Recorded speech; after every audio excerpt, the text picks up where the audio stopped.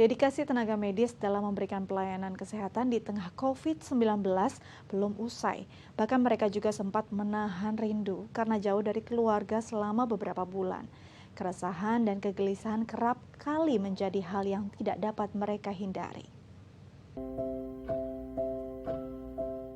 Kalau mau tiap pulang ke rumah, ya pasti kita khawatir gitu kan, karena ada anak kecil, ada mertua juga. Secara mertua itu kan juga golongan anak-anak dan orang mertua itu kan golongan rentan. Terus ya sempat diskusi sih sama suami, aduh gimana ya kalau aku isolasi mandiri aja di rumah atau aku tinggal di kamar yang beda gitu. Tapi nggak mungkin karena anakku yang kecil itu masih ASI. Ya udahlah, anak-anak titip mertua dulu aja gitu kan. Terus kita berdua nih isolasi aja di rumah, jadi anak-anak titip mertua.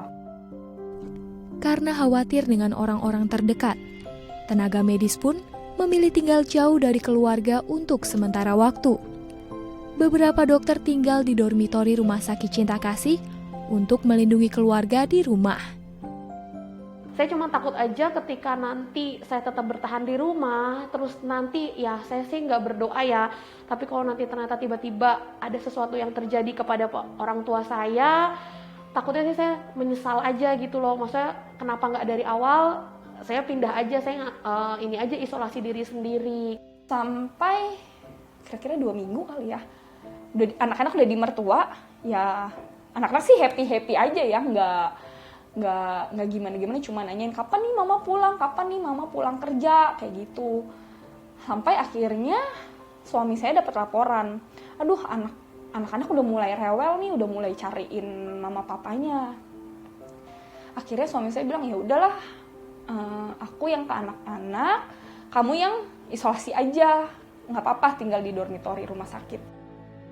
Ketika tenaga medis harus menahan rindu dengan keluarga, tak dapat dipungkiri bahwa kegelisahan dan keresahan juga dirasakan. Jadi awal-awal kan pakai masker ya, terus ya udah lama banget, 2 bulan nggak ketemu, cuma bisa video call. Yang bikin sedih ya anak saya yang kedua ya, yang kecil itu masih ASI. Besoknya saya harus di dormitori rumah sakit itu, ya saya harus stop mendadak, dia lepas ASI, dia harus mulai susu formula gitu kan. Ya kalau cerita-cerita orang gitu kan, anak yang langsung lepas ASI itu susah banget, tapi saya harus stop dia saat itu juga, dia harus mandiri gitu kan, minum susu formula. Rasa sedih ini kemudian bercampur kecewa ketika mereka terus berjuang, namun masih ada orang-orang yang mengabaikan protokol kesehatan saat pandemi masih merebak.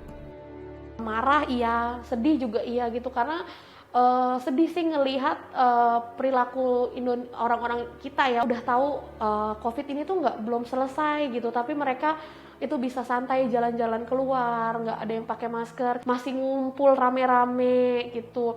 Maksudnya kan dari pemerintah itu kan sudah selalu mendengungkan bahwa social distancing tetap harus dilakukan. PSBB udah dibuka bukan berarti kita bisa bebas gitu. Maksudnya saya mau kasih tahu aja di sini, saya tuh jujur aja, tenaga medis itu se-aware itu, se-khawatir itu sama keluarga saya sendiri, karena yang bikin saya takut adalah saya pulang ke rumah bawa virus gitu, saya menularkan ke orang lain gitu.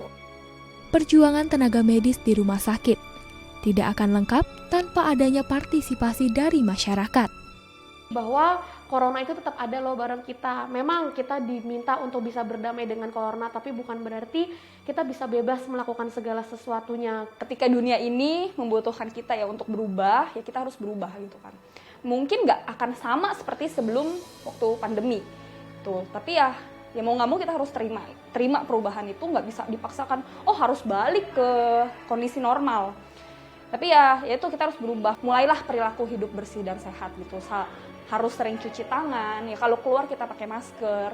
Terus ya menjalankanlah peraturan pemerintah yang udah dibuat gitu kan. Terus kalau pergi kemana-mana ya menjalankan protokol kesehatan yang berlaku.